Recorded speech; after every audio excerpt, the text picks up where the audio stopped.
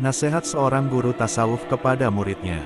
Bagian 1 nafsu amarah, bagian 2 nafsu lawamah, bagian 3, nafsu mutmainah, bagian 4, nafsu mardiyah, bagian 5 nafsu al-kamilah. Bagian 1, nafsu amarah, lembah pertama yang paling gelap. Wahai muridku, sebelum engkau mengerti keluhuran perjalanan ruhani, engkau harus menatap lembah pertama yang wajib dilalui setiap musafir menuju Allah, lembah nafsu al-amarah, jiwa yang memerintah kepada keburukan, yang menjadi tirai pertama antara engkau dan Rabb-mu. Dengarkanlah baik-baik, wahai anakku. Apapun pakaian lahirmu, apapun ilmu yang telah engkau kumpulkan, apapun ibadah yang engkau dirikan, selama amarah masih berkuasa di dalam hati, engkau hanyalah seperti musafir yang berjalan membawa beban batu yang diikatkan pada kakinya sendiri. Engkau melangkah, namun langkahmu berat. Engkau ingin terbang, namun sayapmu patah oleh keinginan-keinginan dunia yang menuntut pemuasan tiada akhir. Ketahuilah, amarah adalah peperangan pertama, dan siapa yang kalah di sini tidak akan pernah sampai kepada ketenangan. 1. Hakikat nafsu amarah, api yang menyala dalam diri Anda. Wahai anakku, amarah adalah seperti api yang membakar hutan hati. Ia tidak pernah kenyang, tidak pernah lunak, dan tidak pernah berhenti menuntut. Ia berbisik di dalam dada Anda, ikuti aku, turuti aku, layani aku.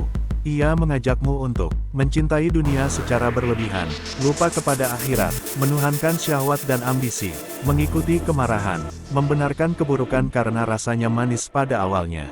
Amarah membuat Anda mengira bahwa hidup ini adalah tentang memperoleh sebanyak mungkin dari dunia. Padahal dunia hanyalah taman singgah yang segera ditinggalkan. 2. Tanda-tanda Anda masih dikuasai amarah. Wahai muridku, janganlah engkau tertipu oleh lembutnya pakaian atau santunnya ucapan. Amarah sering bersembunyi seperti ular di bawah rumput. Dengarkanlah tanda-tandanya, agar engkau mengenali musuhmu di dalam dirimu sendiri. 1. Anda marah ketika keinginan Anda tidak dipenuhi. 2. Anda merasa lebih benar dari orang lain. 3. Anda sulit mengakui kesalahan. 4. Anda cepat tersinggung oleh pujian yang tidak diberikan dan celaan yang datang tiba-tiba. 5. Anda melakukan amal dengan niat agar dilihat, dihargai, atau dikagumi. 6. Anda mencintai dunia lebih dari yang Anda sadari. Jika Anda menemukan satu saja tanda ini dalam hati Anda, maka ketahuilah bahwa amarah masih memegang kendali. 3. Mengapa amarah begitu berbahaya? Wahai muridku, bahaya amarah tidak tampak pada permulaannya. Ia tidak memukul Anda dari depan, tetapi membelit Anda dari belakang. Ia menjadikan Anda hamba dari diri Anda sendiri.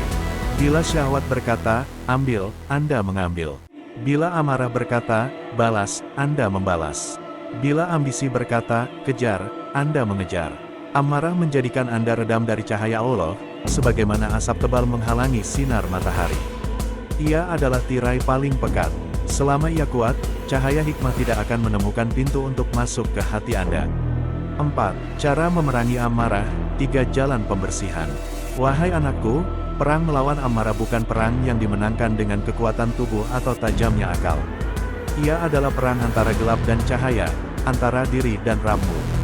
Ada 3 jalan pembersihan yang harus engkau jalani. 1. Mujahadah, perjuangan menundukkan nafsu. Engkau harus melawan dirimu sendiri. Setiap kali hati berkata, ikuti syahwat ini, engkau harus menjawab, tidak, aku memilih Tuhanku. Setiap kali amarah membisikkan hasrat, engkau harus menolaknya seperti seorang raja menolak bisikan pengkhianat. 2. Riyadah, latihan rohani. Biasakanlah diri Anda, bangun sebelum fajar, mengurangi makan dan tidur, memperbanyak zikir, memperbanyak sedekah diam-diam. Riyadah adalah cambuk yang melemahkan kekuasaan amarah. 3. Menjauhi lingkungan yang menguatkan nafsu. Amarah tumbuh subur di tempat-tempat yang penuh kelalaian, kemewahan, dan gemerlap dunia. Jika Anda ingin menyucikan diri, Anda harus mulai memilih lingkungan yang menuntun Anda kepada Allah, bukan yang menjerat Anda kepada dunia.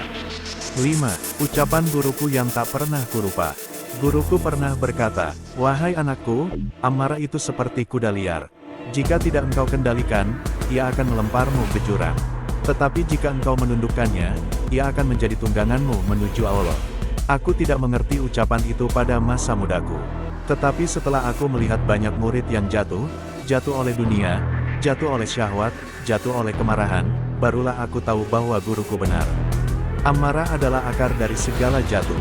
Barang siapa menundukkannya, ia akan bangkit. Barang siapa dikuasainya, ia akan tersesat. Minus 6. Buah dari mengalahkan amarah. Jika Anda berhasil menundukkan amarah, wahai Anda, maka Anda akan merasakan 3 anugerah besar. 1. Hati yang ringan. Anda tidak lagi diperbudak oleh hasrat. 2. Mata batin yang mulai melihat kebenaran. Cahaya hikmah mulai turun ke dalam dada Anda.